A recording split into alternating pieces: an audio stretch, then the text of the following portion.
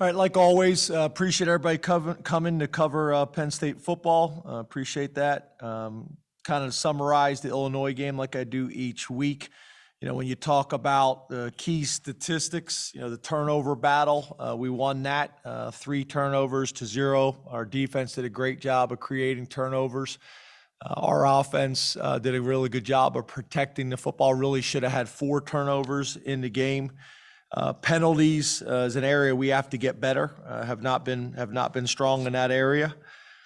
Drive start battle, we won that. The sack battle, we won that. You know, I think the big things that probably jump out to me in general, I thought we competed our tails off for 60 minutes and 9 overtimes. I thought special teams did a really good job with field position. But the biggest issue in my mind is we did not capitalize on the turnovers. We had 3 points off of 3 turnovers. That was probably the biggest factor, you know, in the game, in my opinion. So moving on to Ohio State. Obviously got tremendous respect for their program and Coach Day and what they've been able to do there. Not just since Ryan's been there, but really before that, obviously. They've done a really good job. You know, obviously Ryan's very involved in the offense with Kevin Wilson. Kevin's got the title, but obviously Ryan's very involved in the offense, and they are as explosive as any offense in the country right now. The quarterback, C.J. Stroud, is playing with tremendous confidence. He's getting better every single week. Obviously, he's surrounded with a bunch of explosive players, and Travion Henderson, I think, has really changed him since his role has grown in the offense. Obviously, Chris Olave, Garrett Wilson, and Jackson Smith, Najigba, are all receivers that can catch the short pass and take it the distance, or have the ability to beat you over the top from the beginning. So very, very explosive. Obviously, defensively, they made a change with Coach Barnes taking over as the play caller, and I think has done a really good job of playing sound, smart defense and allowing their players to play fast and aggressive. Been impressed with Cody Simon, Haskell Garrett, Denzel Burke, and Ronnie Hickman. So guys that are making big plays for them. And then on special teams, it's very similar what they've been doing for as long as I can remember. Very consistent philosophy on special teams with Parker Fleming. Obviously, Garrett Wilson and Emeka also make an impact there as well. So obviously, tremendous challenge going on the road to the big house. We got to get healthy and we got to go and play smart. And obviously, we're going to have to limit explosive plays. We're going to have to find a way to score some points because obviously this team has the ability to put points on the board. So tremendous challenge based on yesterday and the amount of guys we had in the building watching tape. I think we'll have a great practice today. So open up to questions. Rich Scarcella, Reading Eagle, and then we'll go to Greg Pickle. Good afternoon, James. How are you today? Good. How are you? I'm great, thanks. James, there was a report last night that you are changing agents, and I was wondering if that is true. And if it is, do you think changing agents in the middle of a season could be a distraction? Yeah, so I'm glad you asked, Rich. First of all, as you know, my response completely focused on our season and our team, and finding a way to beat Ohio State and be 1-0 this week. I'm not going to get into the details, Rich, but what I will tell you is this is being reported now, but this is something that happened over the summer. Obviously I didn't make an announcement. I don't know anybody that ever does when that happens. But this is something that happened over the summer that's just being reported now, to answer your question. Greg Pickle, Blue White Illustrated, and then Mark Brennan.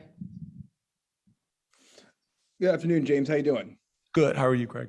I'm doing well, thanks. When you went back and watched the film, how did you evaluate what Sean was able to do? And how close is either Taquan or Christian to being a guy that gives you the best chance to win, whether it's at Ohio State or wherever, if Sean is limited in some of the ways we talked about after the game on Saturday? Well, I think the good thing is, as you know, last week we weren't sure. We were trying to kind of see where he was going to be at. Sean's much further ahead now to being back to 100%. So that's a positive. We feel really good about that. I know Sean felt great physically, excuse me, on Sunday. And Taekwon and Vayu have obviously, with Sean's reps being limited last week, they've gotten a lot of opportunity. So that's been helpful. But obviously it's very different what you do in practice and in the game. So those guys continue to develop, continue to grow, are getting better. Obviously Christian hasn't been here as long and has gotten a lot more reps. So that's been helpful in his evaluation. But both of those guys, obviously we're going to need with Sean's situation, and also just the way college football is in our game in general. So, we expect to have a 100% Sean Clifford this weekend, and those other two guys continue to develop. Mark Brennan, Lions 247, then Donnie Collins. Thanks for your time, James. You as well, Mark. Just following up on Greg's question, you've talked a lot about how important Sean's ability to run is to what he can do overall. Was he unable to run last week, or was he told not to run to protect himself? And how much do you think that impacted him in what he was doing and the offense? Thank you. Yeah, I think it's a good question. I think that's a big part of Sean and what his game is, his ability to extend plays, his ability to keep the defense honest and be able to make a play or two throughout the game where he picks up a first down with his legs. He was limited, obviously, in what he could do, and we tried to limit it as much as we could as well. So obviously that was the challenge when you got a guy like Sean, and that's a big part of what he does and how he plays. That being limited obviously impacted him and us. Donnie Collins, Scranton Times-Tribune, then Corey Geiger. How you doing, James? Hey, Donnie. Did Taekwon get enough reps last week to have been able to play and succeed if he was needed to? And how difficult a tightrope is it as the guy who ultimately has to make that decision when you have a banged up quarterback who needs reps to show he can do it, and a backup quarterback who needs reps in practice to kind of get the system down? Yeah, that's always the challenge, right? How many reps does the 2 get? How many reps does the 3 get? And then when you're trying to figure out is the guy going to be available? And Sean's played enough football here, no different than a few years back with Trace. Trace had played enough football, here to really kind of give him the benefit of the doubt. And I feel like Sean has kind of been in the same situation. Played a lot of football here. Has done some really good things. So, we were going to give him the benefit of the doubt based on what he had done in practice and what he's done over his career. Corey Geiger, DK Pittsburgh Sports, then Ben Jones. Hi, James. Hey, Corey. You coach 100 18 to 22-year-old young men, James. You've always been consistent with your 1-0 message. But, James, is it realistic to think that none of them would be distracted by all this noise going on about your future? I know you don't want them to be distracted, but is it realistic to think that they wouldn't be, some of them? Yeah, again, I think that's fair, Corey. It has not been a discussion or an issue that I've heard from the staff or I've heard from the players. I've met with the leadership council. We've kept it, very direct. And obviously, there's things that, that we have discussions in great detail, in our building with our family and the players and the staff. So we try to do that the best we possibly can. I think we've done a pretty good job of that over my 8 years here. And we'll continue to try to do that. There's things that we can control and there's things that we can't, from the outside. But this has been kind of a story that's happened on numerous occasions, and we just try to keep it as focused as we possibly can. But I think it's a fair question, and I understand where it's coming from, Corey. Ben Jones, statecollege.com, and then Mike Gross. Hey, James, how's it going? Hey, Ben. Eric Barron is going to be done soon, and Sandy's contract is up. She hasn't said whether she's going to retire, whether she wants it to be renewed or not. How long down the road do you look at Penn State's future when it comes to the people that are ostensibly your peers in the administration? Yeah, I think that's, again, I think that's a fair question. Obviously, we're trying to be focused on Illinois and talking about Illinois as much as we possibly can.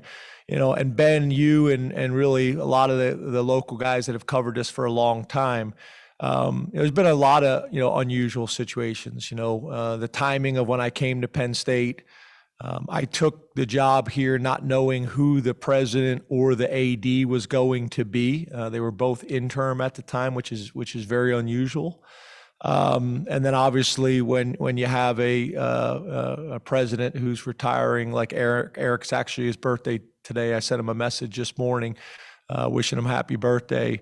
Eric's done an unbelievable job. We all came in at a challenging time in Penn State's history and have worked very well together and have battled together.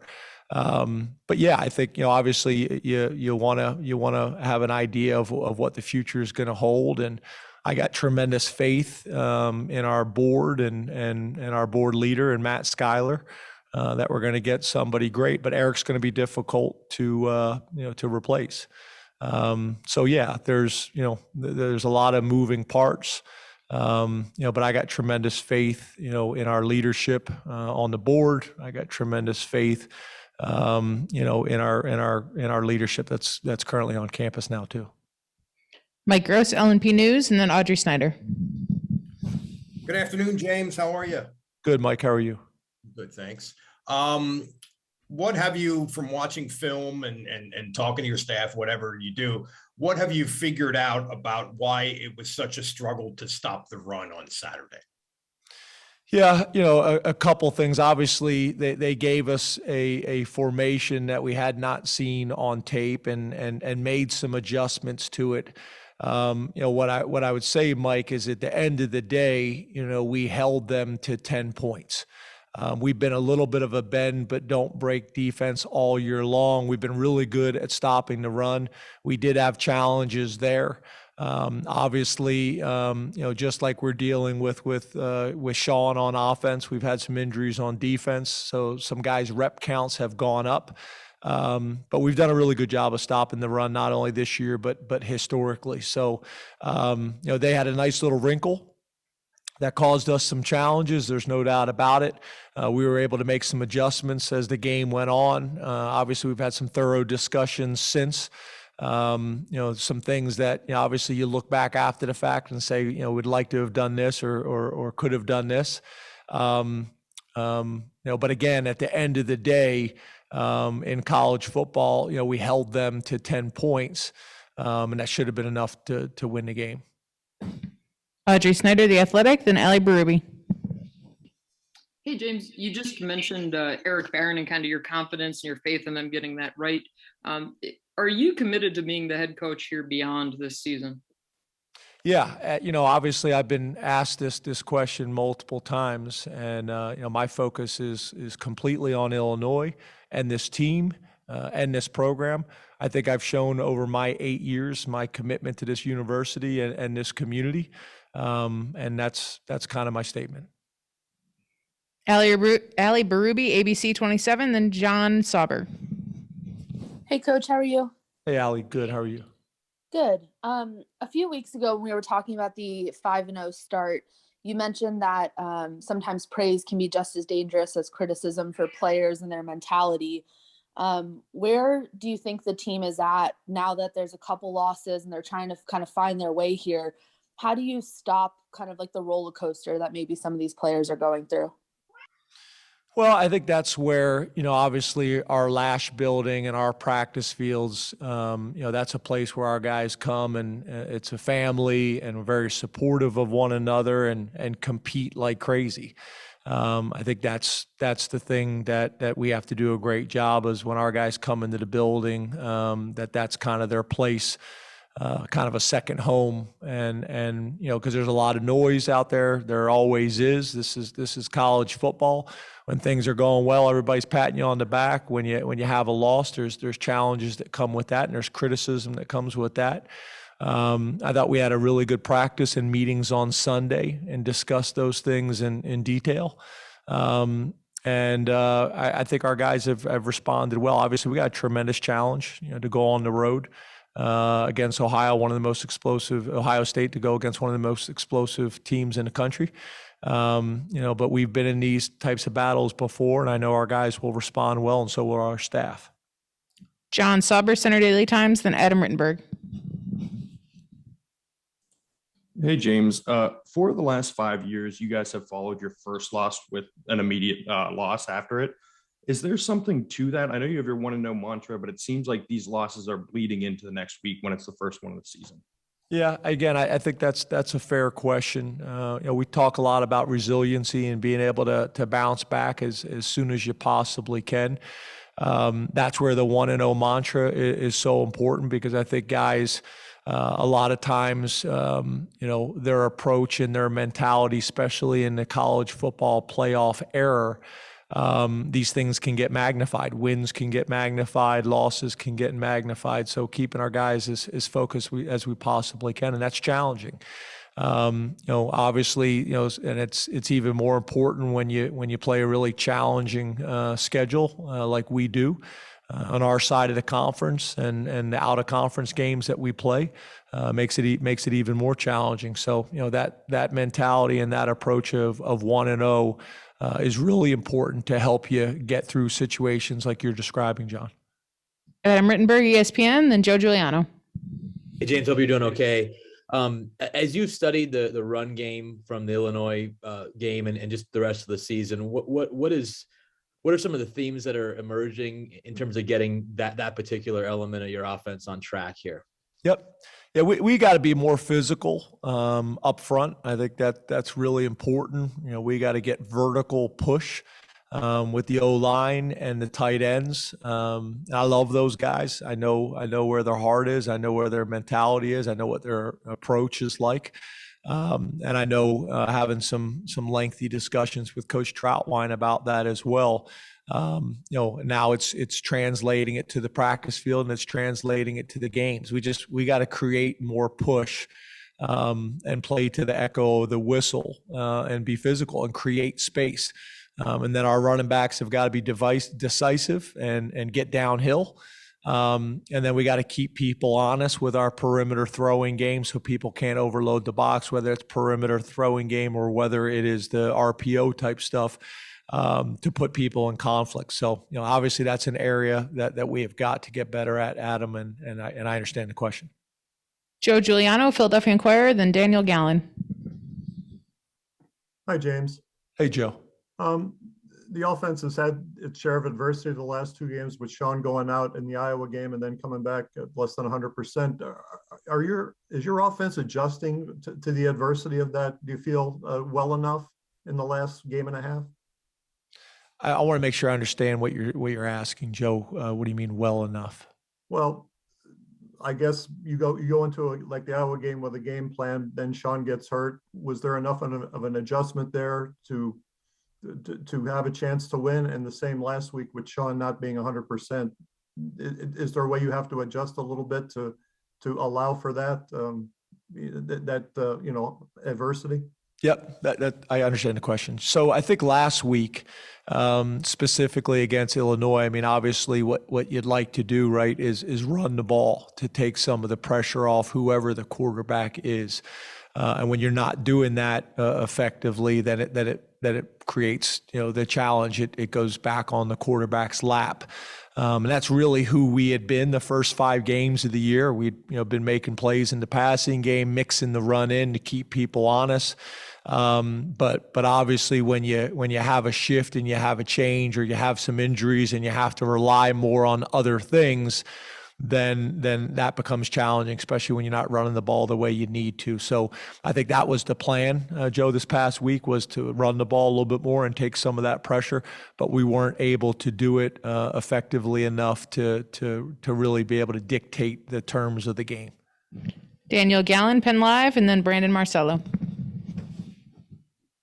Good afternoon, James. Hey, Daniel. How are you? Doing well.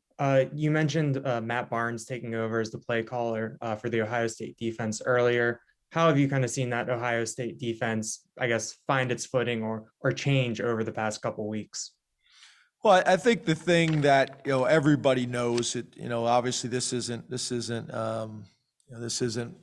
something I'm stating here that everybody isn't already aware of, but Ohio State's done a tremendous job of recruiting. They're as talented as any team in the country, year in and year out, especially up front, what they've been able to do with the defensive line and really throughout. So I think what they're doing a really good job of is getting back to playing base defense, keeping it sound. I don't want to use the term simple because I wouldn't say it's necessarily simple, but they're sound. They're not trying to do too much. They're not trying to over scheme you. They're letting their players line up and be safe, and they're always sound in how they adjust. And they're allowing their players to play fast and aggressive and make plays. And I think he's done a really good job of kind of creating that as their identity. And, it's showed up on tape, and they're getting better each week. As you know, they've played really good defense at Ohio State for a long time and have been talented, and they're back to playing that way again. Brandon Marcello, 247 Sports, and then Nate Bauer. Hey, James. Kind of a big picture question.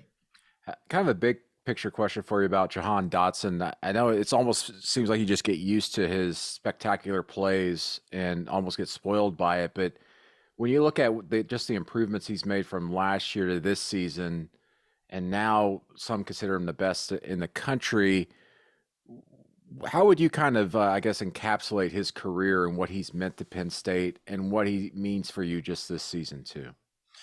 Yeah, I'm really proud of Jahan and how he's developed really in every area, academically, the type of family he's got and how supportive they've been of him and us. I got a very close relationship with both mom and dad. As a football player, he's really come in here and gotten more technical when it comes to his releases. He's gotten stronger. He's always had the ability to catch the ball. He's probably got as good a natural ball skills as I've been around, and that's been the case really since his freshman year. He makes really difficult catches look easy. But he's gotten bigger and stronger, which has helped him in the running game and his blocking. It has helped him in his release work. It's helped him in his contested catches. And I still see him kind of growing in that area as well. But he's really kind of committed to the whole plan. He's able to beat you, vertically. He's able to beat you in short games. He understands zone coverage. He's got a really good football IQ and understands zone coverages and where to sit. He understands how all the nuances to man coverage and how to get open and how to separate. And he's made so many big plays for us. And, I've always been a big believer as a head coach and as an offensive coordinator. When you have guys like that, you get the ball into their hands as many times as you can. And I'm constantly tracking that targets and touches per game to make sure that that's happening. So obviously when you got a healthy quarterback, it makes it a little bit easier. But I'm really proud of him. I'm really happy for him. He deserves all the success that he's having. Nate Bauer, Blue 8 Illustrated, then Bob Flounders. Hey, James, how are you? Good, Nate. How are you? Good. Hey, I think you made a change with Juice and Miranda during the game on Saturday. I was wondering if that's something that you think will stick moving forward, and if there's been an impact, if you feel there's been an impact of Salim Wormley's absence so far this year. Yeah, so with Salim, coming into training camp and kind of through training camp before he got injured, he had worked himself into a starting role for us. So when we lost him, obviously, whenever you lose a starter, that's significant. And then obviously, Juice playing center. There's going to be some games and some times where certain matchups we may feel are better, where Juice may make more sense at center and Mike at guard or vice versa. So that's something we'll continue to look at. We also think it's important to obviously to have somebody else that's snapped in games. So we'll work that this week, kind of both of them, and see what's going to make the most sense, whether it's Mike at guard or Mike at center. And Juice, obviously, is the complementary piece to that. So we'll continue to evaluate that. We're looking for as many things as we can to improve in that area, specifically when it comes to the running game. And when I say that area, I'm talking with the offensive line. Bob Flounders, Penn Live, then Max Ralph. Hi, James. How you doing? Good, Bob. James, could you assess your defensive end depth going into the Ohio State game? It looks like you're really just leaning on three guys in Arnold and Nick and Jesse. I think Smith plays a little bit, but is there a concern that maybe they're starting to wear down a little bit, or are you happy with the way you're kind of giving them snaps throughout the course of the game? Yeah, as you guys know, obviously losing Adisa Isaac before the season, again, whenever you lose a starter like that, it has an impact. There's a lot of guys that we're mentioning like that. So obviously whenever you lose a starter, it has an impact, and the next guy needs to step up, and there's going to be more, there's going to be more reps that are asked of guys that were in backup roles before that. So Zariah Fisher's development is going to continue to be important for us. And Smith Vilbert, who is playing, we hope his rep count will continue to grow as he gains confidence and experience. But I think you're right. We'd like to have. We have typically been 5 deep at D tackle, and we've typically been 5 deep at defensive end.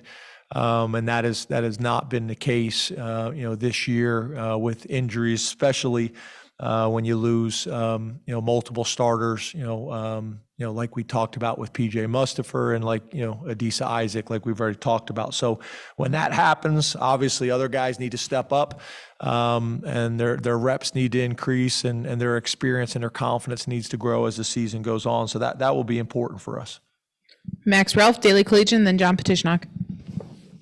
James, thanks for your time. You mentioned earlier the conversations you've had with the Leadership Council. What have those been like early in this week and following the consecutive losses? How is, even early in this week, how have you seen your team respond to that in their mentality? Yeah, I haven't had any Leadership Council meetings this week. Typically those will happen on Tuesday or Wednesday, maybe before practice or after practice, but those haven't happened at this stage. Obviously, Monday is their day off. Sunday is kind of for me to get a sense of kind of where we're at from a health perspective, and then obviously from a mentality perspective as well. And I was pleased with Sunday. So, Monday was important. And, from all the reports that I got from Jahan and the guys, there was a bunch of guys in watching tape, and we look at Mondays as kind of culture days where they're coming in on their own, doing what they have to do. But again, it's been good, and I understand. I get it. We've lost 2 games, I think, by a total of 5 points, and had a chance to win both of those games. And I've been in this business long enough. I get it. I understand. I know how passionate our people are. There's nobody that's more passionate than the coaches in our Lash building and the players in our locker room. So, we're going to put a great week of work together, find a way to get better, and find a way to go 1-0. And that's really how we've been doing it for as long as I can remember, and we'll continue to do it that way. Last 2 questions, John Petishnock, Football Letter, and then David Eckert. Hey, good afternoon, James. Appreciate your time today. Hey, John, you too. With having a 1-0 mentality, do you believe there are certain weeks when going 1-0 has more of an impact on the team and the season? And if so, does this week qualify? Yeah, I mean, obviously the way we approach it is 1 week at a time, and try to cut it up into small, tasks that I think are attainable and I think are easy to focus on and concentrate, rather than looking at the whole season. And even in some ways, even what happens this weekend, just focus on today to be the best we possibly can. I'd make the argument That last week was just as big as this week. The week before that was just as big. Whether you win a game, in a challenging situation on the road, or whether you have some adversity to overcome, a game that you didn't win. Those are challenging, and those are important. So to me, every week is really important. Obviously, going on the road against an Ohio State team that's thought of as well as they are on offense, defense, and special teams. Obviously, I understand what your question is, but I think they're all important. David Eckert, Blue White Illustrated is our last question. Hey, James, thanks for the time today. You too, David. Just wondering if you can evaluate some of the defensive tackles who kind of stepped up PJ on Saturday and what you thought of how they did in your first full game without him. Yeah, I think, Keziah Izzard, obviously he went from a backup role to a starting role as a redshirt freshman, and thought he battled. Obviously, Derek Cangelo was already starting, but now his rep count improved dramatically. Increased dramatically. And I thought those two guys battled. And now, like we talked about, having 5 guys that we can rotate in there, whether it's Amin Vanover and Devon Elise, who's played a lot of football for us again this year, more of a rotational backup role. And now, we're kind of looking at Devon and Keziah as both, guys that are rotating in that other starting defensive tackle position. And then Amin Vanover is a guy that, is working in and getting some reps too. So whether it's Fred Hansard or Fatorma Mulba, we're gonna need that depth moving forward with the rest of the season that we have. And again, that's how we've done it, and that's how we've done it, since I've been here, has had a rotation of 5 guys, and we're gonna need to find that sooner rather than later.